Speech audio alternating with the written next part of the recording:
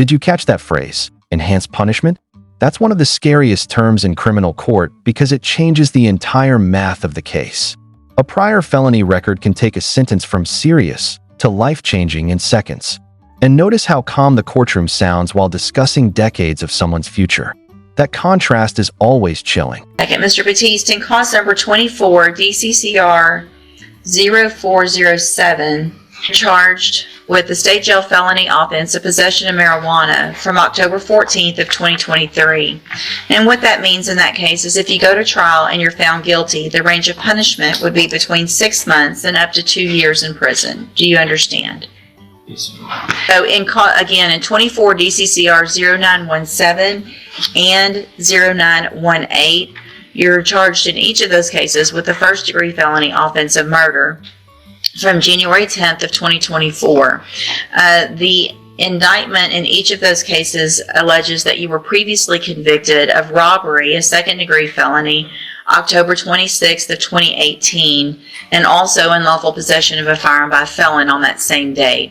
And what that means in those two cases is that if you go to trial and you're found guilty, the range of punishment would be enhanced. The minimum punishment would be 15 years in prison up to 99 years or life in prison.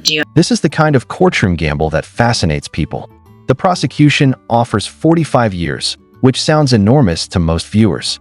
But from a defense perspective, the defendant may be thinking, if I'm already facing life, why not roll the dice at trial? That's the brutal psychology behind plea negotiations in serious felony cases. Understand. And then in all three of those cases, I have here on the computer some documents, the plea bargain rejections that you've signed with Mr. Gertz, that shows that the district attorney's office has made an offer if you wanted to enter a plea of guilty. And it looks like the agreement would be for a 45-year term in the institutional division of the Texas Department of Corrections in the 2 murder cases, and I guess a 2-year term in that state jail felony that would run concurrently. All of them run at the same time. Do you understand the possible consequences if you go to trial and what your options are if you wanted to enter pleas of guilty? Now the energy in the courtroom completely changes. We've gone from murder charges to probation violations, but don't underestimate how serious this is. Probation isn't freedom, it's conditional freedom.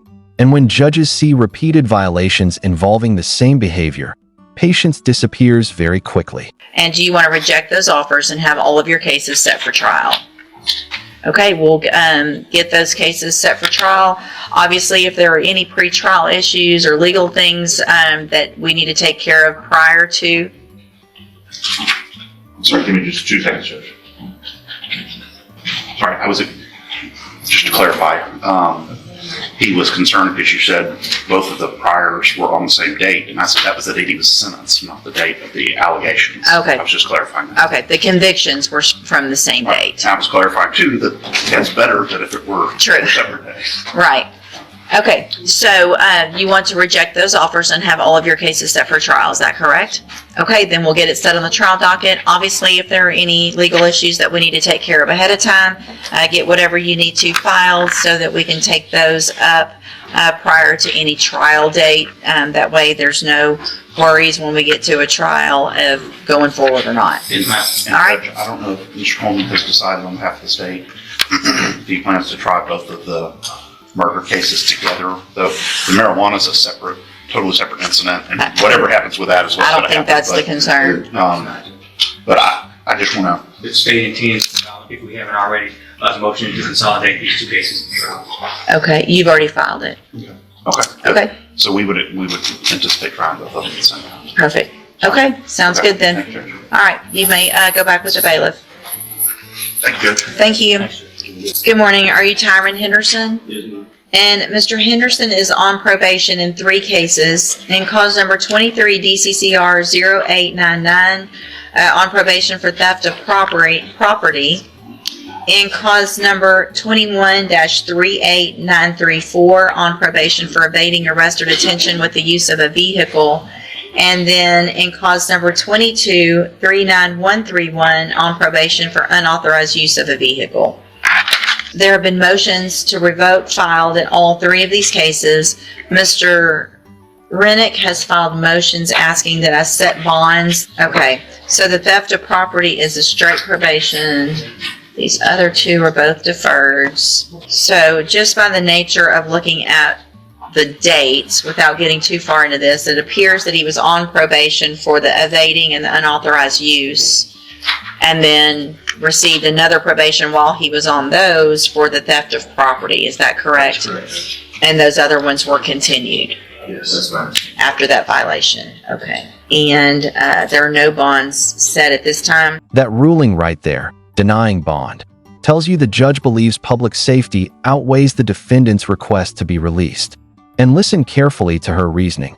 Repeated arrests, dangerous conduct, vehicle-related offenses. Judges are constantly balancing rehabilitation against community risk, and in this moment, community safety clearly won. Mr.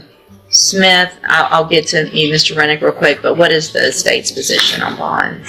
The only concern I have, Judge, is the fact that he is on probation and committed a new felony offense. In fact, he was on for evading, got deferred, and has committed a new offense. So in those motions, the allegations are, one, a new arrest for evading arrest or detention with a vehicle, an arrest for reckless driving, both of those from March 23rd of 2025, failure to provide verification of community service, out past curfew at 3:35 a.m., behind in his fees, and restitution. All right, do you want to call your client? Judge, I don't want him to justify. Okay. It's just basically our position is with this is that he has a home instructor, he realizes he's messed up, he realizes he hasn't done his probation. We're just really asking the court to set a bond. He does want to show the court that he can comply with probation, get his classes done, his hours done. Because he has 3 clients. I'm not worried about classes or hours. I'm worried about the fact that you're still getting arrested for the same thing that you're on probation for. And you've already been put on probation and given an opportunity. You violated the law. You got another opportunity, and I continued you, and now there's some more violations. Based on those, and I'm taking judicial notice of the court's file, includes the motions, the administrative hearings. At this time, I feel that it is, especially with the nature of the offense alleged and what he's on probation for, with an evading with a vehicle, that's dangerous. You could hurt somebody, you could kill somebody, you have officers out there. Anyway, I'm going to find that it is in the best interest of the community that there be no bonds. This exchange gets surprisingly personal. The judge isn't just reacting to charges anymore. She's reacting to behavior patterns. For jail fights at 19 years old sends a message to the court that impulsiveness and aggression are becoming habits.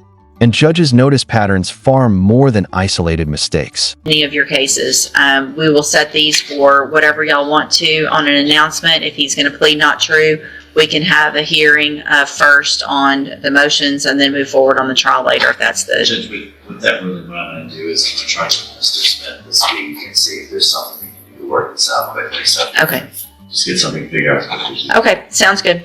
We'll do a normal reset at this time. If something happens prior to that, just let me know. We can always move it up. You can go back with the bailiff. All right, sir, are you Lentavius Strickland? And Mr. Strickland, you were previously in court, entered pleas of guilty to evading arrest or detention with the use of a motor vehicle, as well as unauthorized use of a motor vehicle. I've received the pre-sentence report and reviewed that. Has everyone had an opportunity to review that? Yeah, Your Honor. Stay here, Judge. Are there any additions or corrections? Not from the state, Judge. In addition to that, I have reviewed your jail incident reports. Everyone's been given a copy of those as well. Have y'all both had an opportunity to review those? Yes, Judge. I have, but I don't remember. 4 fights. Yeah. Oh, yeah. You like to fight, don't you? You don't? You don't? Okay. I can tell you that I have people in front of me all the time, and they're not doing what you're doing. Constantly fighting.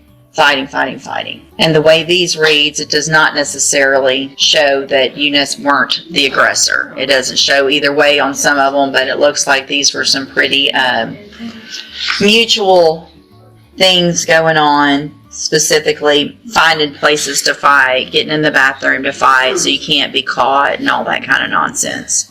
How old are you? 19 years old. So here is where I am on this. I understand that you guys had agreed to the 180 days up front. I don't know that jail necessarily is as useful as potentially something like ISF, cognitive track, since because of his age, nature of the offenses, and what's going on in jail. The only way I'm going to go along with this agreement is to try to get you in a better place to make better decisions so that you can be successful on these probations. I want you to be successful. We all do. But at the rate you're going, you're not going to be. The conditions of your probation are always up to me. So I can give you what I want as a condition, anything that makes me feel like it would be helpful for you, helpful for the community. So what I'm going to do at this time is find that you previously entered your pleas of guilty freely and voluntarily. And cause number 24 DCCR 2440, find sufficient evidence to find you guilty, and at this time follow your agreement and find you guilty of evading arrest or detention with the use of a vehicle. Sentence you in accordance with that agreement to a term of 10 years in prison, but probate that. You'll be on probation for 10 years.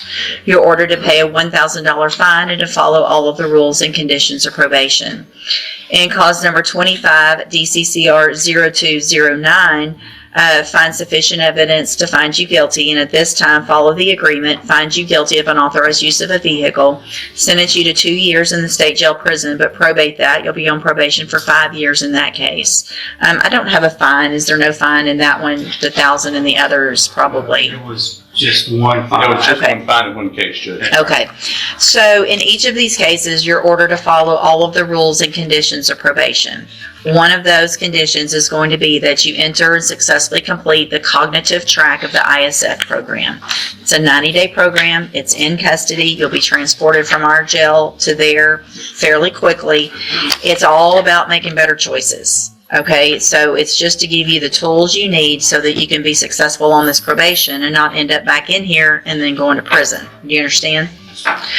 If you get in trouble now that you're on probation, if you get in trouble in the jail, get in a fight, if you get in trouble at ISF and you don't successfully complete it, you're going to already be in violation of your probation before you ever get out.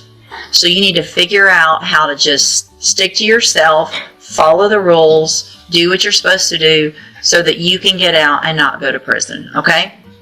All right, I'm handing you, and if you do everything you're supposed to, then for all practical purposes, your case here in court's over. You're going to serve those sentences while you're out on probation.